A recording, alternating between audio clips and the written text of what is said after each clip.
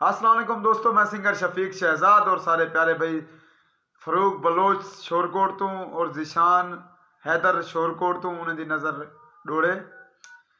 मैकू दर्दा की ते अध माया हो मेरे दर्द वडा मैकू आसरा दे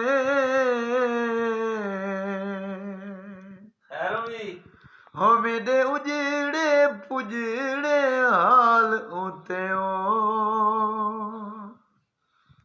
कर तरस जरा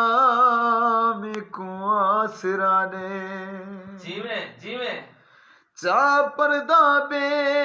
परवाही तू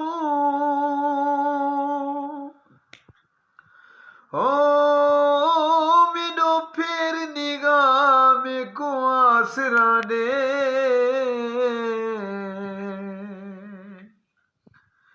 निमित तई शाकिर टुर सकदा हो मेरे नेड़े आ मेको आसरा दे ओ निमित तई शाकिर टुर सकदा हो मेरे नेड़े आ मेको आसरा दे।